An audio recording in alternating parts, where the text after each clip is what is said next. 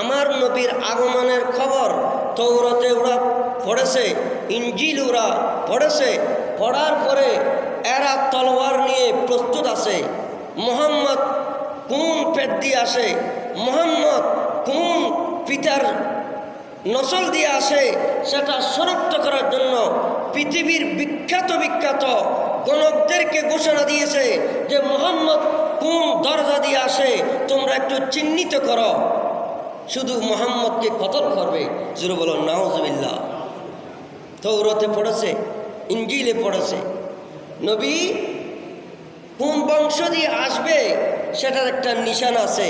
তার পেশানির মধ্যে নূর চমকাবে, তার পেশানিতে নূর চমকাবে, তার ঘরের মধ্যে বরকত নিয়ামত ভরপুর থাকবে। তারা শুধু সেই চিহ্নটা, নিশানাটা চিহ্নিত করে রাখার জন্য গণকদেরকে ইহুদি খ্রিস্টানরা লেলিয়ে দিয়েছে। যদি মুহাম্মদ কারগর দিয়ে আসলে তাকে হত্যা করা হবে। জোরে বলুন নাউজুবিল্লাহ। হযরতে মা আমেনা রাদিয়াল্লাহু তাআলা আনহা, ওনার পিতা ওয়াহাব, ওনার পিতা আব্দে মুনাফ, ওয়াহাব বিন আব্দে মুনাফ এর ছেলে, এর মেয়ে মা আমেনা খাতুন। আমেনা মানি নিরাপদ, আমেনা মানি নিরাপদ। আমেনা রাদিয়াল্লাহু তাআলা আনহার সাথে হযরতে খাজা আব্দুল্লাহর শাদী মুবারক হলো। কি হলো? শাদী মুবারক। আদম থেকে হাজ আব্দুল মুত্তালিব, হাজ আব্দুল মুত্তালিব থেকে আব্দুল্লাহর পেশানি পর্যন্ত নূরে নবী, নূরে মুহাম্মদী স্থানান্তরিত হয়ে আসতেছে। মা আমেনার সাথে বিয়ে শাদী হয়ে গেল।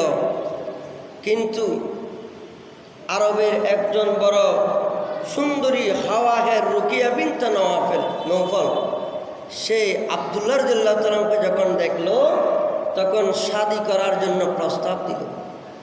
শাদী করার জন্য কি দিল? প্রস্তাব।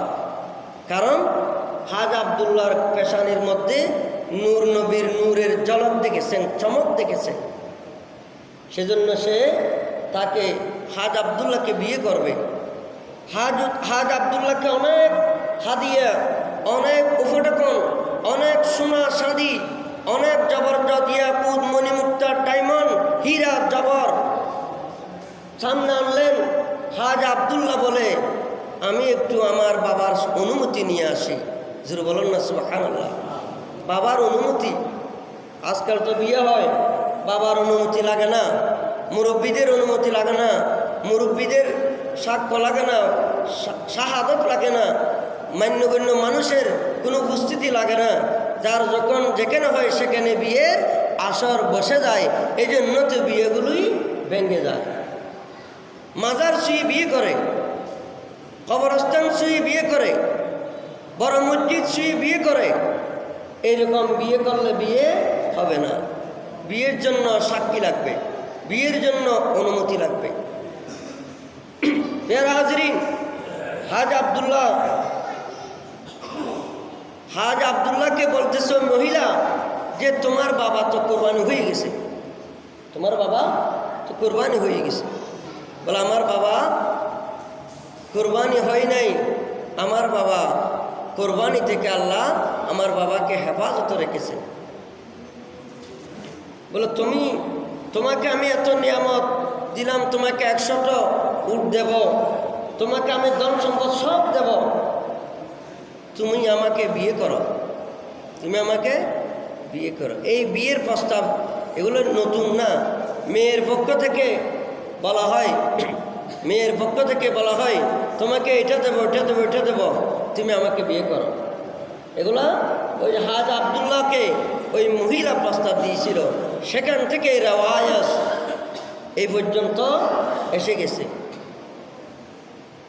হাজ আব্দুল্লাহ জবাব দিলেন, আমি আমার আব্বার সাথে একটু পরামর্শ করে আসি। মা আমেনা রাদিয়াল্লাহু তাআলার সাথে রাত্রি যাপন করলেন। ওই নূর মুবারক মা আমেনার রেহেমের মধ্যে চলে গেল। আলহামদুলিল্লাহ, মা আমেনার রেহেমে যখন চলে গেল, হাজ আব্দুল্লাহর পেশানিতে সেই নূর আর চমকে না। ওই মহিলার সাথে যখন দেখা হলো, হাজ আবদুল্লাহ চেহারার দিকে আর তাকাই না। হাজ আবদুল্লাহকে আর সুন্দর লাগে না। হাজ আবদুল্লাহর জন্য পাগল করা ছিল ওই মহিলা। বলে, আমি তোমার চেহারার মধ্যে তো সৌন্দর্য পাচ্ছি না। কালকে তোমার জন্য আমি পাগল করা ছিলাম, আজকে তো দেখলাম সেই নূর তোমার মধ্যে নাই। এজন্য হাজ আবদুল্লাহর সাথে সে আর বিয়ে বসতে চাই না। হাজ আবদুল্লাহ তো জানে যে আমার সাথে তো মা আমেনা রাদিয়াল্লাহু তাআলা আনহার সাথে শাদী হয়ে গেছে, এটা প্রকাশ হয় নাই, কিন্তু তুমি আমাকে শাদী করার জন্য পাগল করা হয়েছ। এজন্য আমি আমার বাবার অনুমতির বাহানা করে তোমাকে বিয়ে থেকে বিরত থাকার জন্য আমি চলে গেলাম। নবীর শান সম্পর্কে, আল্লাহর নবীর আগমন সম্পর্কে স্পষ্ট করেছেন। নবীর আগমন, নবী যেমন তেমন কোনো বংশ দিয়ে আসে নাই, সেটা স্পষ্ট করেছেন। আল্লাহর ঘর খানে কাবাকে আবরাহা বাদশাহ ধ্বংস করার জন্য আসলেন। হাজ আব্দুল মুত্তালিব বলেন, আল্লাহর ঘর আল্লাহর রক্ষা করবে। খানে কাবার ভিতরে উট, গরু, ছাগলের পেশাব, মহিলা আবর্জনা ভরপুর করে দিয়েছে। আবরাহা ঘোষণা দিয়েছে, আল্লাহর ঘর খানে কাবার তাওয়াফ করার জন্য আজ থেকে যে আসবে তাকে কতল করা হবে ঘোষণা দিয়ে দিয়েছেন। আজা আব্দুল মুত্তালিব বলে, আমার কোনো চিন্তা নাই, আল্লাহর ঘরের চিন্তা আল্লাহ করবে, আমার কোনো পেরেশানি নাই, আল্লাহর ঘরের চিন্তা আল্লাহ করবে, আল্লাহর দায়িত্বটা থাকবে। কিন্তু আবরাহা বাদশাহ চিনতে পারে নাই হাজা আব্দুল মুত্তালিবের সাথে দুশ্মনী, কারণ হাজা আব্দুল মুত্তালিবের পেশানিতে নবীর নূর আছে। শয়তান আবরাহাকে বিভিন্নভাবে প্ররোচনা দিচ্ছে, আল্লাহর ঘর ধ্বংস করে দাও, আল্লাহর খানায় কাবা ধ্বংস করে দাও, হাজ আব্দুল মুত্তালিবকে কতল করে দাও। এভাবে বিভিন্নভাবে ইহুদি, নাসারা, খ্রিস্টানরা নবীকে দুনিয়াতে যেন আসতে না পারে, আসলেও যেন কতল করা হয়। এজন্য ইহুদির অনুসারী যারা আছে, খ্রিস্টানদের অনুসারী যারা আছে, এরা মুসলমানের বেশ ধারণ করে, মুসলমানের লিবাস পরে, মুসলমানের গোত্রের ভিতরে ঢুকে তারা নবীর ঈদে মিলাদুন নবী মানে না। এই জন্য আজকে দেখলাম বিভিন্ন গেট ভেঙে দিচ্ছে, জশ্নে জুলুসের গেট ভেঙে দেওয়া মানি নবী মানে না।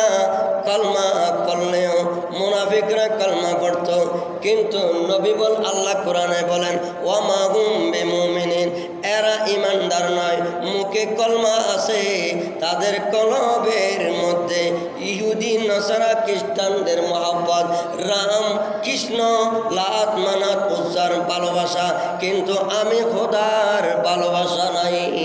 তুই বলুন নাউজুবিল্লাহ। এই জন্য জশ্নে জুলুসের গেট ভেঙে দিচ্ছে। জশ্নে জুলুস যারা যায় এদের উপরে পাথর মারে, জশ্নে জুলুসে যারা যায় এদের রাস্তা বন্ধ করে দেয়, জশ্নে জুলুসে যারা যায় এদেরকে মুশরিক, কাফের, বেদিন ফতোয়া দেয়। জোরে বলুন নাউজুবিল্লাহ। ফতোয়া কি আমরা আল্লাহরটা শুনবো নাকি বন্দারটা শুনবো? আল্লাহরটা। আল্লাহ অহরহ করে বলেছে। ঈসা আলাইহিস সালাম কীভাবে দুনিয়া আসলেন? ঈসা আলাইহিস সালামের মিলাদ। ঈসা আলাইহিস সালামের মা লাতাম চাসু বশরুন, আমাকে কোনো বশর স্পর্শ করে নাই, স্বতন্ত্র দূরের কথা, স্বতন্ত্র অনেক দূরে, কিন্তু কোনো মানুষই আমাকে স্পর্শ করতে পারে নাই। তো ঈসা আলাইহিস সালামের জন্ম হওয়ার পরে ঈসা আলাইহিস সালাম ইনুকাল্লিমু কথা বলেছেন ফিল মেহাদ, তিনি দুলনার মধ্যে, দুলনা থেকে ছোট্ট একটা বাচ্চা মানুষের সাথে কথা বলেছেন। জামিন নবী মিমবাদ ইসমুহু আহমদ, আমার পরে একজন নবী আসবে, তার নাম হবে আহমদ। জোরে বলুন না সুবহানাল্লাহ। ঈসা আলাইহিস সালাম একজন নবজাতক শিশু হয়ে যদি মায়ের কুম থেকে, মায়ের পেট থেকে দুনিয়া আসার সাথে সাথে যদি কথা বলতে পারে, আমি রাসূলুল্লাহ, আমি আল্লাহর রসুল। মুবাশশিরান ইয়াতি মিন বাদ ইসমুহু আহমদ, আমার পরে একজন নবী আসবে, এটার খোঁজখবর আমি ঘোষণা দিচ্ছি। কিন্তু আমরা মুসলমান হয়ে বুড়া বয়সে এসেও নবীর আগমন, ঈদে মিলাদুন নবী কোরআনে নাই হাদিসে নাই বলে ফতোয়া লাগায়। আর ঈসা আলাইহিস সালাম মায়ের পেট থেকে দুনিয়া আসার সাথে সাথে দুনিয়া থেকে ঘোষণা দিচ্ছে নবীর মিলাদ হবে, আহমদ নাম হবে। জোরে বলুন সুবহানাল্লাহ। নবীর নাম হবে এবং মোহাম্মদ নাম হবে, আহমদ নাম হবে। ঈসা আলাইহিস সালাম ঘোষণা দিচ্ছে।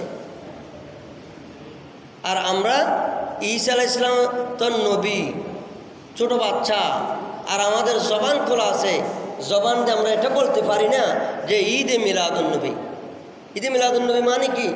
ঈদ মানে খুশি, নবী মানে নবী, নবীকে পেয়ে নবীর জন্মদিনকে খুশি উদযাপন করা। নবীর জন্মদিনের দিন খুশি উদযাপন করা। এবার আসেন, যদি প্রশ্ন করা হয়, আমার রসুলকে জিজ্ঞেস করা হলো, ইয়া রাসূলুল্লাহ, পৃথিবীর মধ্যে সর্বোত্তম ইবাদত কি? আমার নবী বলেন, তুতঈমুত তুআম, মানুষকে খাবার খাওয়ানো পৃথিবীর মধ্যে সর্বোত্তম দামি ইবাদত। জোরে বলুন সুবহানাল্লাহ। আমার নবীকে প্রশ্ন করা হলো যে পৃথিবীর মধ্যে সর্বোত্তম ইবাদত কি? আমার নবী উত্তর দিল, পৃথিবীর মধ্যে সর্বোত্তম ইবাদত হলো জিহাদ করা। জোরে বলুন সুবহানাল্লাহ। আমার নবীকে জিজ্ঞেস করা হলো পৃথিবীর মধ্যে সর্বোত্তম ইবাদত কি? আমার নবী বলেন সালাম দেওয়া। পৃথিবীর মধ্যে সর্বোত্তম আমল কোনটি? আমার নবী বলেন কোরআন শরীফ পাঠ করা। পৃথিবীর মধ্যে সর্বোত্তম ইবাদত কোনটি? আমার নবী বলে নামাজ পড়া। জোরে বলুন সুবহানাল্লাহ।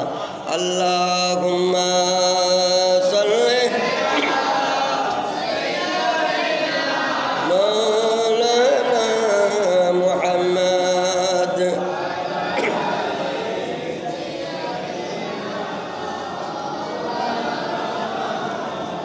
বেরাজরিন, আমার নবীকে যখন জিজ্ঞেস করা হলো পৃথিবীর মধ্যে সর্বোত্তম দামি ইবাদত কোনটি, আমার নবী উত্তর দে জিহাদ।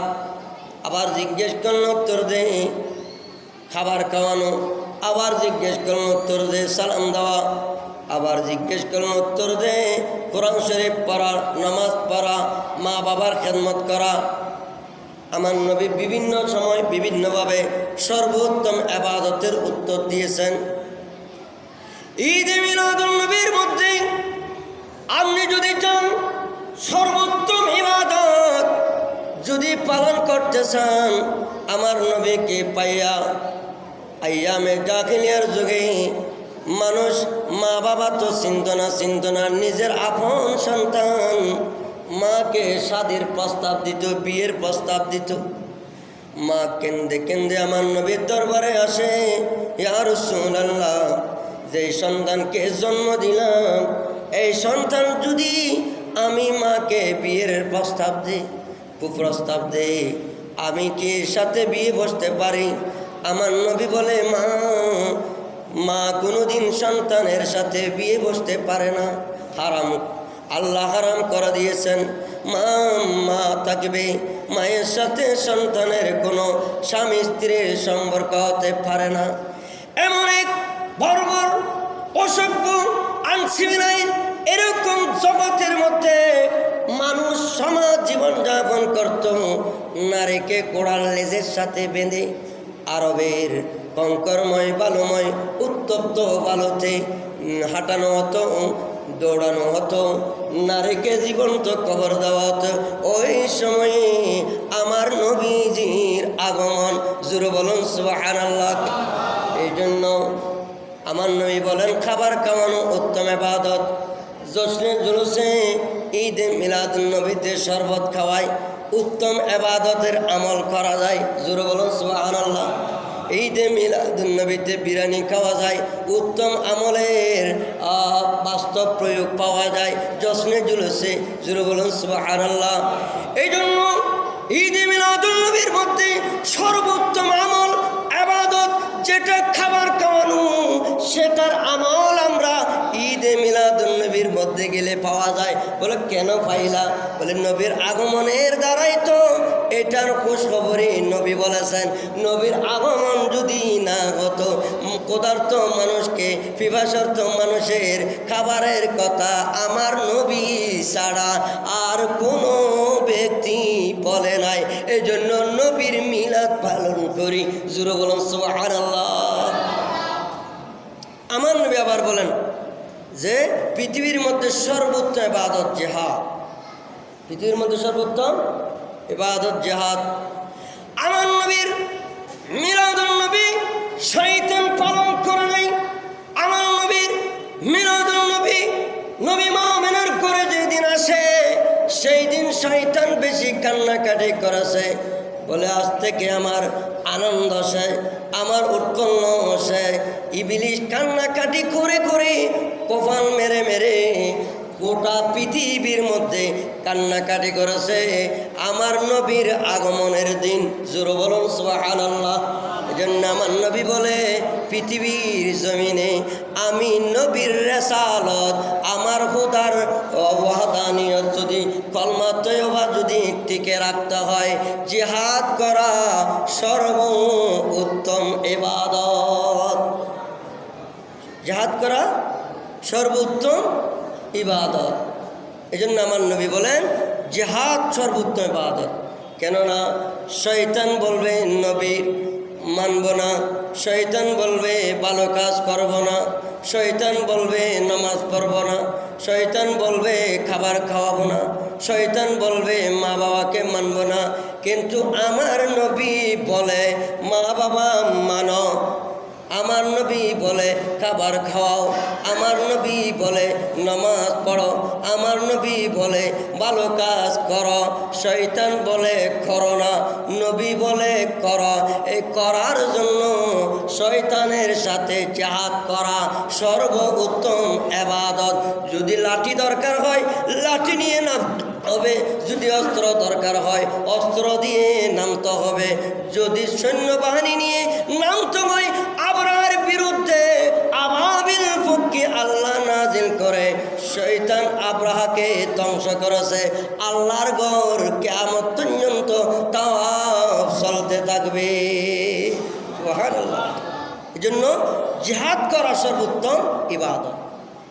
এই জিহাদ কোথায় পেলাম? বলে জিহাদ পেলাম নবীর ঈদে মিলাদুন্নবীর দ্বারা। এজন্য ঈদে মিলাদুন্নবীতে যাওয়া মানে সর্বোত্তম জিহাদ করা। যদি রাস্তাতে ব্যারিকেড দেওয়া হয়, ব্যারিকেড ভেঙ্গ হলো জশ্নে জুলুসে যাব। যদি রাস্তা নয় খাবার দাবার পানিও যদি বন্ধ করে দেওয়া হয়, জিহাদে যাব। ওই জশ্নে জুলুসে যাওয়া মানে সর্বোত্তম জিহাদে অংশগ্রহণ করা। জোরে বলুন সুবহানাল্লাহ।